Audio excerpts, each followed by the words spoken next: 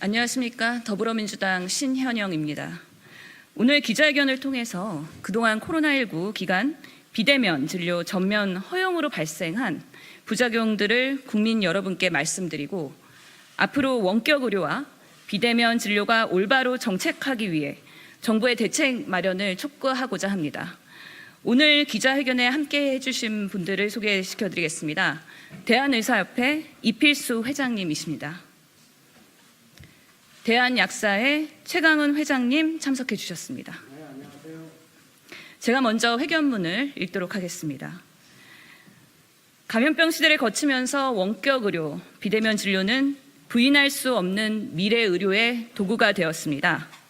환자 보호자는 편리하게 진료를 받을 수 있고 의료진들도 나의 환자를 꼼꼼히 챙길 수 있는 긍정적인 수단입니다.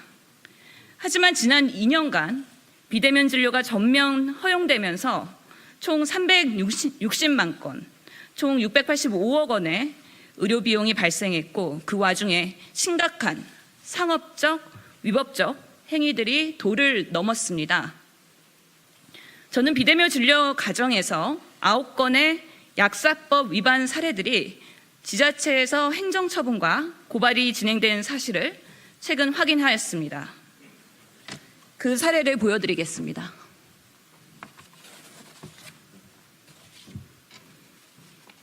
비대면 처방전을 가지고 무허가 수입 의약품으로 무자격자가 조제하여 기소된 사건, 그리고 중개 플랫폼 사업자가 약국의 장소에서 의약품을 판매 알선하여 수사 의뢰된 사건, 배달 전문 약국 자체에서 카톡이나 플랫폼을 통해 전문 의약품 또는 일반 의약품을 약국의 장소에서 배달 판매하여 업무 정지, 벌금, 고발한 사건들, 마지막으로 임의 조제나 대체 조제 후 담당 의사에게 알리지 않았던 약국들이 자격 정지나 고발된 사례가 9건이 이렇게 확인이 되었습니다.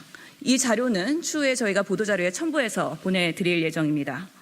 이 중 8건은 서울시에서, 그리고 1건은 경남에서 발생한 일인데 지자체의 의지에 따라서 이런 위법 사례가 발굴될 수도 또는 은폐될 수도 있습니다. 이러한 위법 사례는 300만 건의 진료 중에 빙산의 일각일 수도 있습니다. 저는 얼마 전 원격 의료 플랫폼 닥터나우에서 원하는 약 담아두기 서비스에 대한 문제점을 지적한 바 있습니다. 보건복지부는 의료법과 약사법 위반에 해당될 수 있어 고발 등 법적 조치에 나서겠다고 했지만 조사 중이라는 이유만으로 아직 미온적인 대응을 하고 있습니다.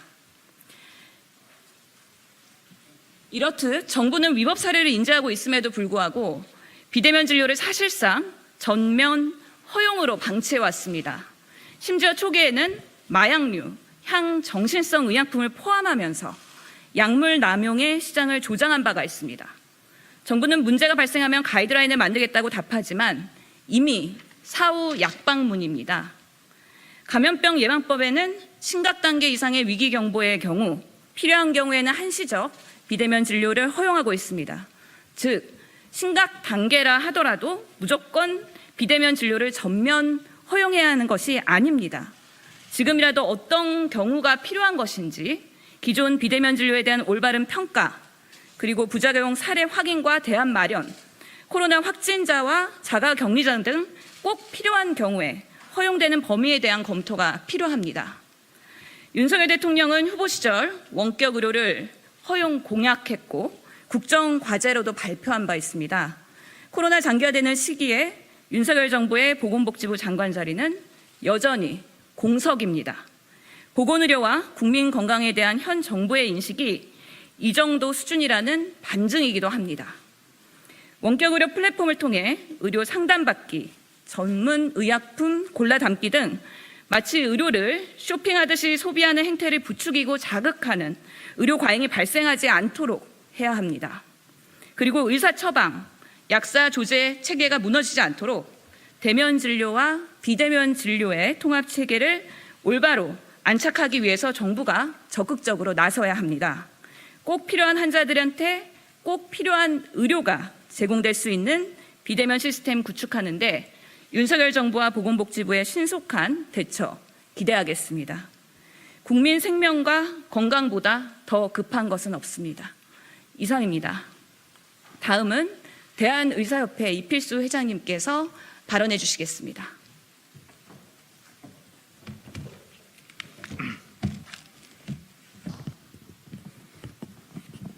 안녕하십니까. 대한의사협회 회장 이필수 인사 올립니다. 의료계 최대 이슈 중 하나인 비대면 진료 플랫폼 문제와 관련해 오늘 이렇게 신은영 국회의원님께서 대한의사협회와 대한약사회가 함께하는 공동 기자회견 자리를 마련해 주신 데 대해서 매우 뜻깊게 생각하며 저희 대한의사협회의 입장을 말씀드리고자 합니다.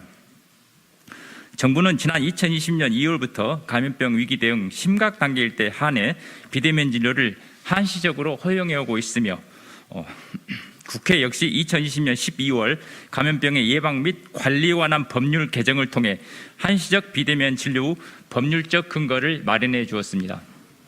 코로나19 팬데믹 상황에서 어쩔 수 없이 도입된 비대면 진료는 이를 홍보하고 활용하기 위한 많은 플랫폼을 양성하는 결과를 가져왔고, 이러한 비대면 진료 플랫폼은 국민의 생명과 건강권 수호라는 의료 본연의 가치를 훼손한 채 상업적 목적으로 변질되는 문제를 이야기하게 되었습니다.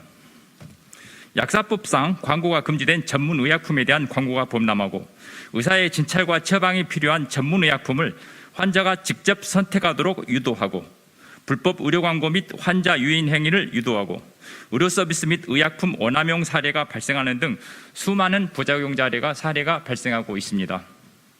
그간 의료계에서는 이러한 비대면 진료 플랫폼에 대한 부작용 및 문제점을 수차례 우려하고 경고해 왔으나 정부는 이제서 뒤늦게 대책 마련에 시급하고 있는 상황입니다. 올바른 한시적 비대면 진료를 위한 의료계의 기본적인 입장과 방향성에 대해서 말씀드리겠습니다. 먼저 플랫폼 분야에서 의료 기본 원칙이 정립되어야 합니다. 어떠한 경우에도 비대면 진료는 대면 진료를 대신할 수 없으며 단지 보조적 수단으로 활용되어야 한다는 기본 원칙이 반드시 지켜져야 합니다. 현재 비대면 진료는 코로나19 상황에서 한시적으로 허용되고 있는 만큼 이를 빌미로 원격 의료와 관련된 어떤 형태의 의료 시스템이라도 충분한 검토 없이 본격적으로 도입되거나 합법화되는 것은 너무 성급하며 국민의 건강과 직결된 일이기 때문에 신중하게 접근되어야 할 것입니다. 무엇보다도 국민의 안전 및 건강을 최우선 순위로 두어야 합니다.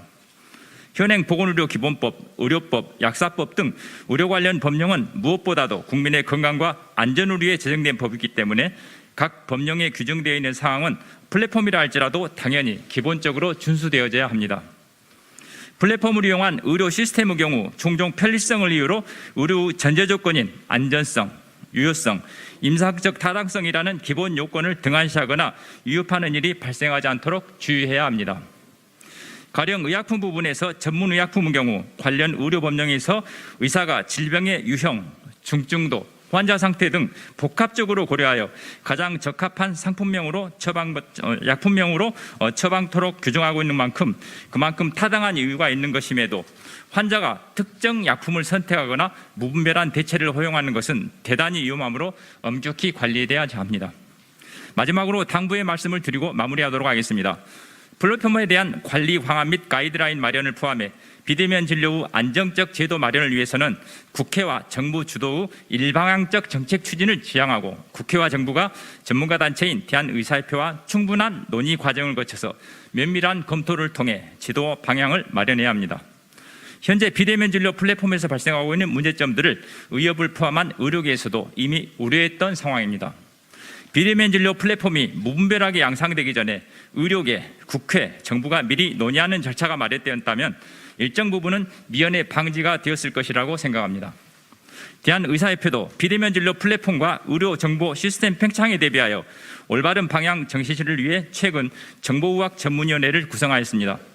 대한의사협회는 이를 통해 비대면 진료를 비롯한 의학정보원 설립, EMR 인증, 의료 플랫폼 구축, 공적 전자처방전 등의 사안에 대해서 합리적인 방향을 제시할 예정입니다.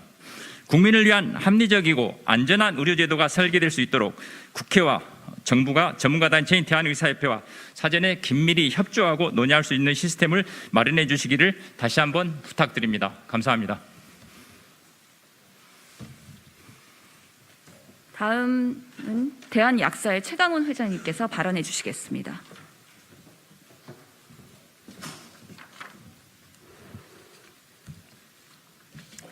네, 안녕하십니까. 대한약사회장 최강훈입니다. 코로나19 심각 단계에서 환자가 전화를 통해 진료 그리고 처방을 받고 환자와 약사가 협의하여 의약품을 수령할 수 있도록 하는 한시적 조치를 시행 중에 있습니다. 사실 비대면 진료는 의료에 관한 영역이라 대한약사회가 직접적인 의견을 표현하는 것이 바람직하지 않을 수도 있으나 비대면 진료가 허용된 한시적 기간 동안 이미 많은 문제점이 드러났기 때문에 이를 지적하지 않을 수 없습니다. 원칙적으로 비대면 진료는 의료기관을 이용하는데 어려움이 있는 계층이나 의료 접근성이 현저하게 낮은 취약지역을 대상으로 제한적으로 허용돼야 합니다.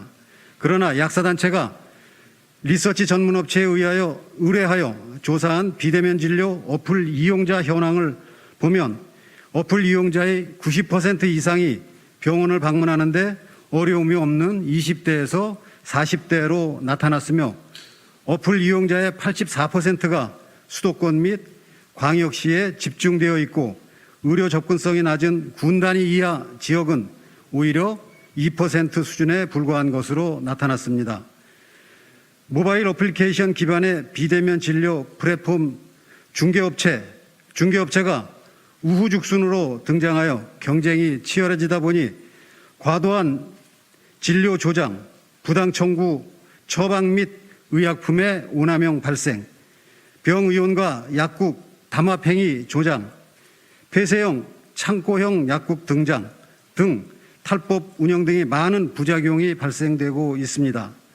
코로나19 확진자의 대면 진료 허용과 일상 회복이 시작됨에 따라 보건복지부는 지금이라도 한시적 비대면 진료 고시를 중단하고 공공적 석경이 강한 보건의료가 영리 목적의 플랫폼에 종속되어 불필요한 의료 이용 행위가 조장되지 않도록 해당 앱 운영을 중단시킬 필요가 있습니다.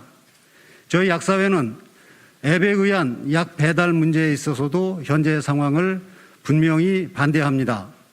고시에 의하면 약을 전달받는 사람은 약사와 협의하여 받게 되어 있습니다. 하지만 지금 시행되고 있는 앱은 그렇게 되지 않고 있어서 국민의 건강권에 심대한 영향을 미치고 있습니다. 해서 앞으로 비대면 진료가 논의된다 하더라도 약을 전달하는 과정에 의해서 약사의 역할이 얼마나 정확하게 수행될 수 있고 환자가 복약 지도를 얼마나 정확하게 받을 수 있는지에 대해서 저희도 심각하게 생각을 하도록 하겠습니다. 감사합니다.